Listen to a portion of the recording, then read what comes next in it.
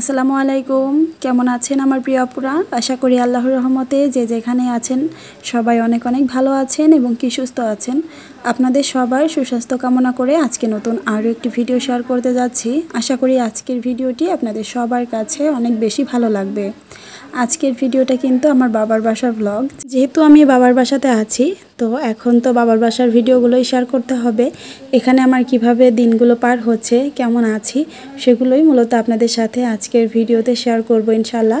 আশা করি আমার প্রিয় অপুরা পুরো ভিডিওটা জুড়ে আমার সঙ্গেই থাকবেন। আর ভিডিওটি দেখার পর আপনাদের কাছে কেমন লাগলো অবশ্যই ছোট্ট একটা কমেন্ট করে জানাবেন। আমার চ্যানেলটিতে নতুন হয়ে থাকলে আমার চ্যানেলটি সাবস্ক্রাইব করে আমার চ্যানেলের সঙ্গেই থেকে যাবেন। আর অবশ্যই ভিডিওটিতে একটি লাইক দিয়ে দিবেন আপুরা, আপনাদের কাছে রিকোয়েস্ট রইল। তো এখন হচ্ছে আমি সকালবেলা ঘুম থেকে উঠে ফ্রেশ হয়ে নিচ্ছিলাম। আমি বেশ অনেকটা সকালে উঠেছি, উঠে সুবানা বাবুকে খাওয়া দাওয়া করিয়ে দিয়েছি। এরপরে আবার বেশ কিছুটা সময় শুয়েছিলাম, তো তারপরেই উঠে ফ্রেশ হয়ে নিচ্ছি।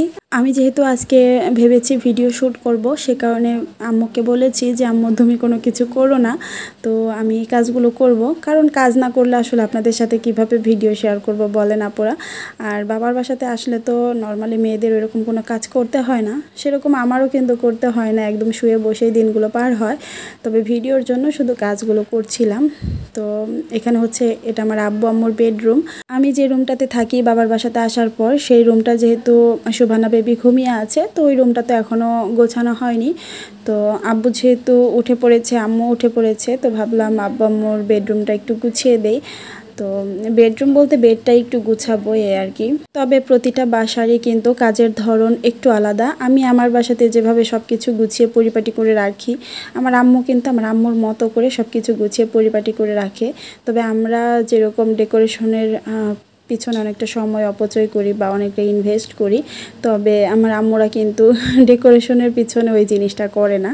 কারণ তাদের অনেকটা বয়স হয়ে গিয়েছে, তারা নর্মালি সব কিছু গুছিয়ে রাখতে পছন্দ করে। তো আম্মু যেভাবে বিছানাটা গোছায় আমি কিন্তু ওইভাবেই গোছানোর চেষ্টা করেছি। দেখা গেছে আমরা যেরকম অনেকগুলো কুশন টুশন দিয়ে যেভাবে বিছানাটাকে সুন্দর করে রাখি, আম্মুরা কিন্তু নর্মালি ওভাবে রাখে না। তো যেভাবে তারা স্বাচ্ছন্দ্য বোধ করে সেভাবেই মূলত কাজগুলো করছিলাম। আমি যখন বেডরুম গোছানোর কাজ করছিলাম তখন কিন্তু আমার আম্মু কোটা বাছা সব কিছু করে নিয়েছে আজকে সকালবেলা যা যা রান্না হবে।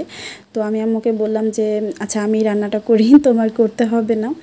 তো এখানে হচ্ছে মাছ আর সবজি দিয়ে একটা তরকারি রান্না করব, সেটাই আমি একটু করে নিচ্ছিলাম এই আর কি। রেগুলার তো আপনাদের সাথে আমার রান্না বাড়াটা শেয়ার করি, আজও তার ব্যতিক্রম না। আমি যেভাবে রান্না করি সবসময় সেভাবেই করছিলাম। তবে আমার আব্বু আম্মু আমার হাতে রান্না খেতে বেশ পছন্দ করে। আমি যদি মাঝে মাঝে রান্না করি তারা খুবই খুশি হয়। আসলে কি বাবার বাসাতে যেহেতু অনেকটা সময় পর আমার আসা হয়, বেশ অনেক মাস পর পর, তো আমিও দেখা গেছে আসার পর ওরকমভাবে কাজের মধ্যে নিজেকে রাখতে চাই না। আবার আম্মু কিন্তু, যেহেতু আম্মুর একটা মাত্র মেয়ে আমি, তো আম্মু কিন্তু আমাকে দিয়ে কাজ করাতে পছন্দ করে না। তো বাবুদেরকে নিয়ে থাকি, নিজে অলস সময় পার করি, ঘুরি ফিরি খাই দাই এরকমই আর কি। ওইরকম কাজের মধ্যে এত বেশি ইনভলভ থাকা হয় না, এ কারণে অতটা সাজিয়ে গুছিয়ে আপনাদের সাথে ভিডিও শেয়ার করতে পারি না। আর আমি যেহেতু ফেস নিয়ে ভিডিও করি না, এ কারণে কিন্তু র্যান্ডমলি যখন যেটা করছি চাইলেই তখন সেটা আপনাদের সাথে ভিডিও করে শেয়ার করতে পারি না। আমার ভিডিওর ধরনটা একটু অন্যরকম, তো সে কারণেই কিন্তু প্রতিনিয়ত আমার দিনগুলো যেমন যাচ্ছে সেটা আপনাদের সাথে শেয়ার করা হচ্ছে না।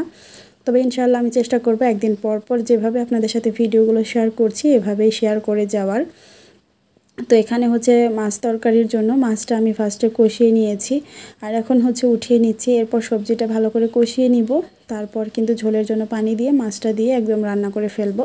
আমার সব আপুরাই খুব ভালো রান্নাবাড়া করতে জানে, আমি সেটা জানি। এই কারণে আসলে ডিটেলে ওইভাবে কোনো কিছু শেয়ার করছি না, রেগুলার বেসিসে যেভাবে আমরা রান্নাবাড়া করি সেভাবেই করছিলাম।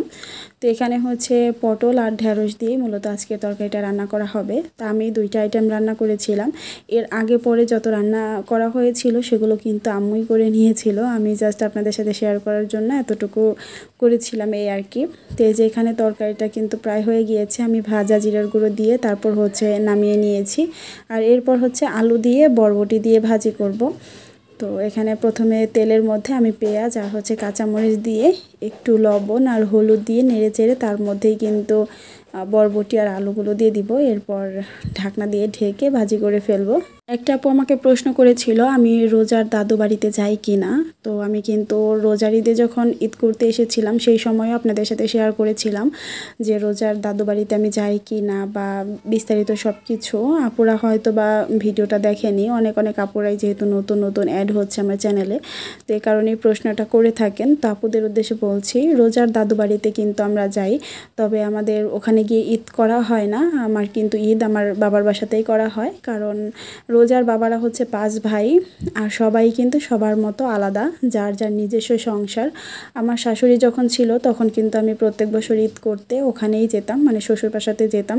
দেখা গেছে ঈদের সময় গিয়ে তারপর সম্পূর্ণ বাজার থেকে শুরু করে সব কিছু করে তারপর হচ্ছে রান্নাবাড়া করে ঈদটা করতাম, খাওয়া দাওয়া করতাম, ঈদ করতাম সবাইকে নিয়ে, মানে আমার শাশুড়িকে নিয়ে আর কি।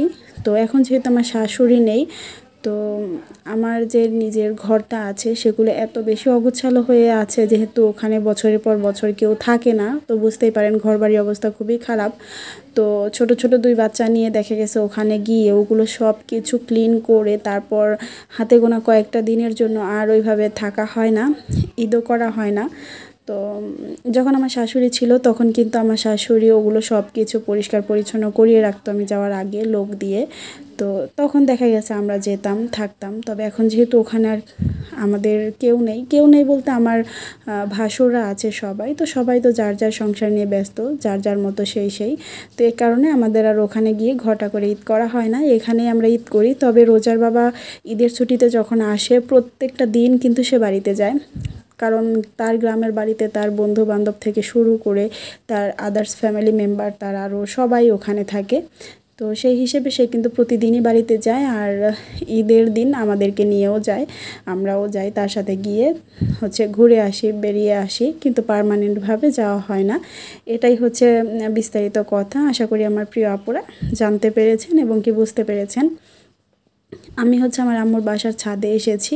এখন যে উস্তে গাছটা দেখতে পাচ্ছেন এটা কিন্তু আমার আম্মুর গাছ। এর আগে একটা আম গাছ দেখিয়েছি, সেটা হচ্ছে আমার আন্টির ননদের, মানে আমার খালামণির ননদের গাছ।